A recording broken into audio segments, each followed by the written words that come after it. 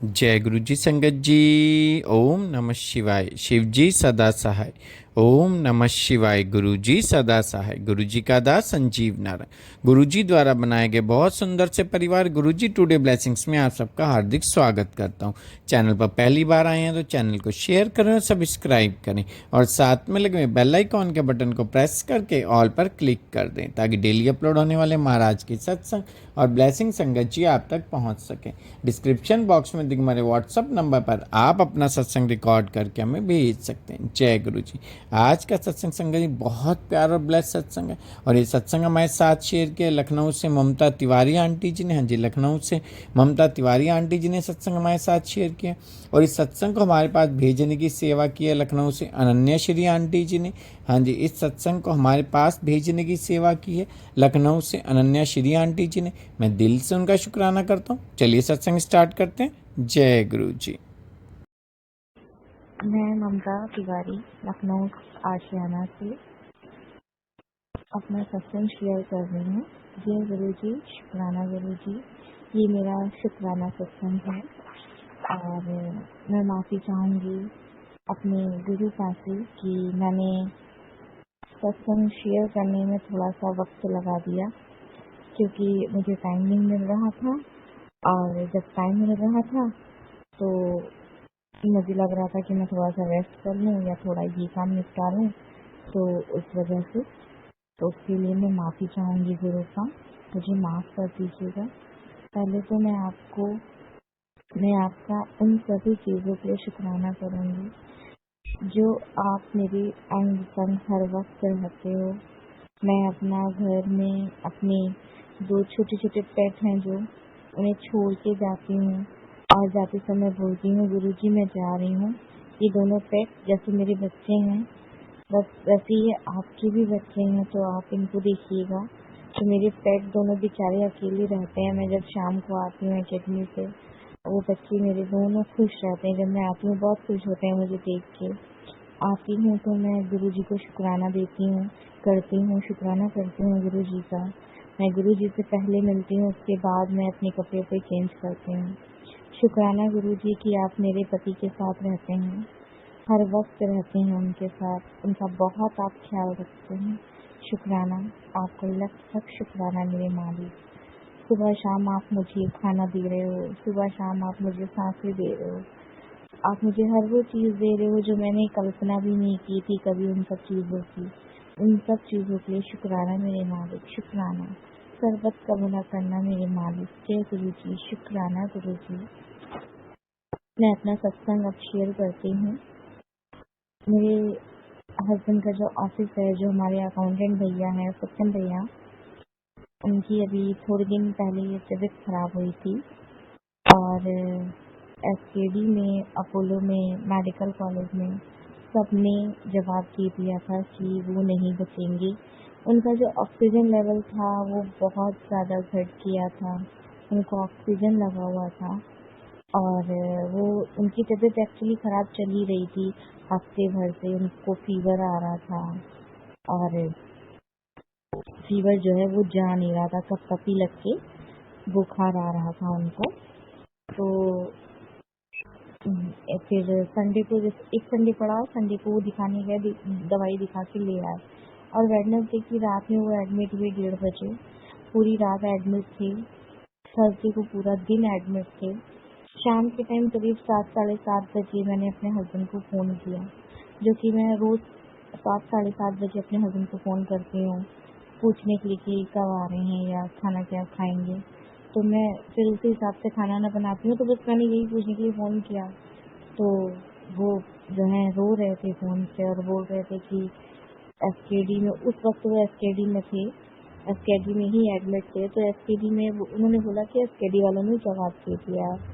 और मैं बहुत परेशान, मैं खुद भी रोने लगी क्योंकि वो बच्चा हमारे यहाँ 2-3 साल से काम कर रहा है और अभी बहुत कम एज का है, 19-20 साल का है अभी। और हम लोगों के लिए तो वो बच्चा ही है क्योंकि बहुत हम लोग के लिए भी करता है और ना भी करता हो तो भी हमारे लिए तो बच्चा ही है क्योंकि वो हमारे यहाँ अकाउंटेंट का काम करता है। अपना घर परिवार छोड़ के हमारे ऑफिस में ही रहता है 24 आवर्स और बहुत ख्याल भी रखता है सबका।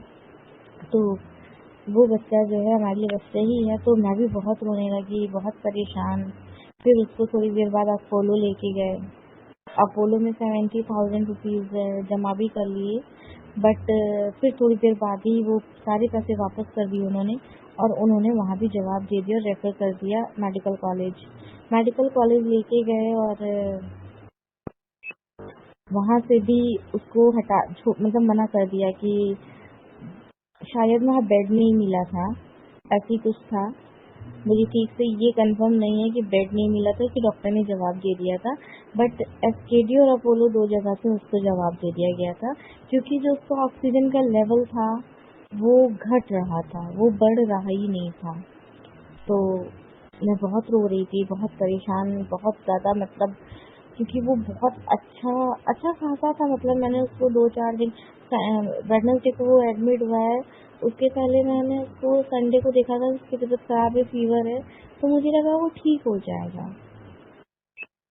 उसके पहले मैंने उसको देखा, वो बिल्कुल हट्टा कट्टा, इतना लंबा चौड़ा लड़का, हेल्दी, जिम जाने वाला बच्चा वो।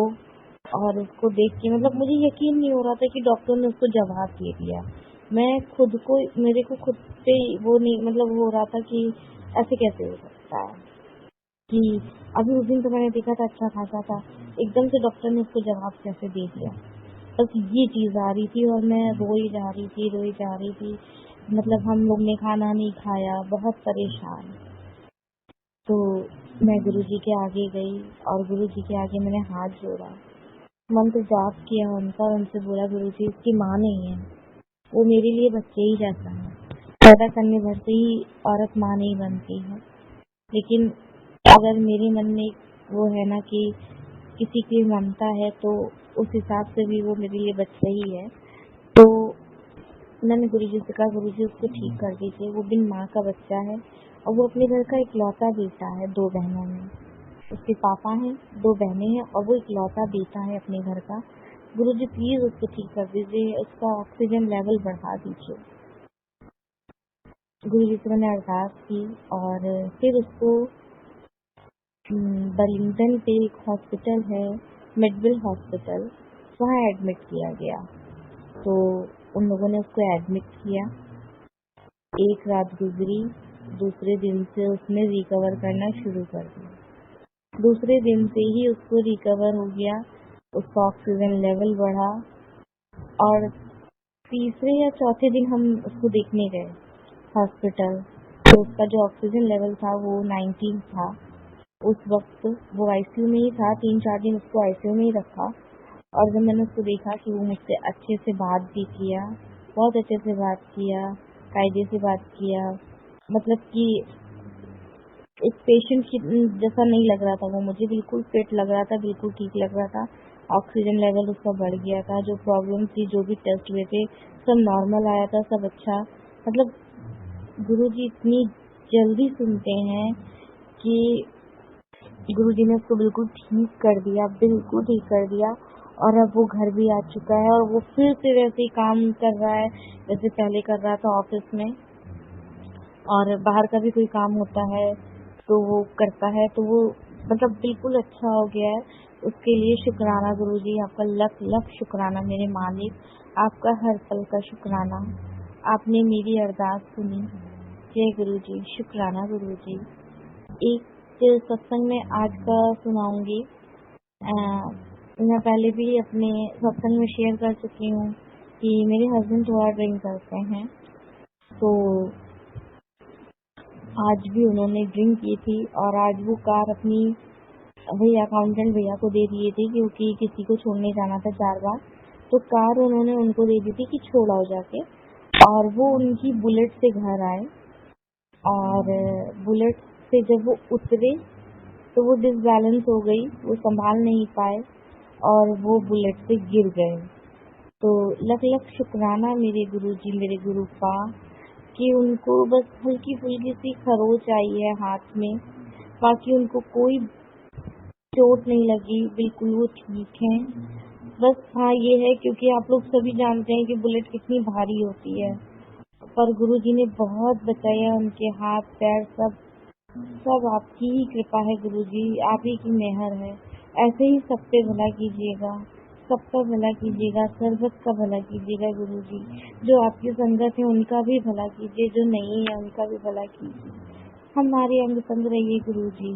बस गुरुजी एक अरदास है कि मेरे पति का जो शराब पीना है वो छुड़वा दीजिए गुरुजी। मैं कभी आपसे कुछ मांगती नहीं हूँ गुरुजी, पर मैं इस चीज से मेरी लाइफ में कोई दुख नहीं है गुरुपा, कोई दुख नहीं छोड़ा है आपने मेरी लाइफ में। आपने मेरी लाइफ खुशियों से भर दी है। बस एक ये दुख है, क्योंकि कोई भी पत्नी अपने पति को ऐसी हालत में नहीं देख सकती है, और मैं उन्हें इस हालत में नहीं देख सकती। मुझे बहुत तकलीफ होती है गुरुपा। प्लीज गुरुपा, मेरे पति की शराब छुड़वा दीजिए, उनको सेहत बख्शिए, उनको अच्छी सेहत दीजिए गुरुपा। सबका भला कीजिए, सर्वत का भला कीजिए गुरुजी। और एक अरदास और है, बस जैसे मैं हर वक्त पहले आपका नाम जपती थी, हर वक्त आपका मंत्र जाप करती थी, हर वक्त एक टाइम भी मेरी जुबान से ऐसा नहीं होता था कि मेरे मुख से आपका मंत्र जाप ना निकले। मैं मेकअप करती थी एकेडमी में, मेरे मुख से आपका नाम, मैं किसी का भी मेकअप कर रही हूँ लेकिन मैं आपका मंत्र जाप करती रहती थी। मैं खाना बनाती थी तो भी मैं मंत्र जाप करती थी, पर आजकल पता नहीं क्या हो गया है कि नहीं हो पा रहा है। क्यों नहीं हो पा रहा है मुझे नहीं पता गुरुपा, लेकिन बस मुझे वही दिन वापस कर दीजिए कि मैं हर वक्त, हर पल, हर वेले आपका मंत्र जाप करती रहूं गुरुजी। अपने चरणों में मुझे जगह दीजिए गुरुजी। अब मैं अपना जो सत्संग है वो यहीं पे समाप्त करती हूँ। Thank you, thank you, thank you Narayan uncle, thank you Ananya ma'am मेरा सत्संग शेयर करने का। जय गुरुजी, शुक्राना गुरुजी, शुक्राना आपका, लख लख शुक्राना। लास्ट में मैं एक भजन गाऊंगी जो कि मुझे बहुत पसंद है। अगर कोई गलती हो तो प्लीज मुझे सभी संगत जी मुझे माफ कीजिएगा और गुरु जी मुझे माफ कीजिएगा। मुझे बहुत पसंद है और बिल्कुल ये मेरे मन की ही बात है इस भजन में। ये मेरी अर्जी है, ये मेरी अर्जी है,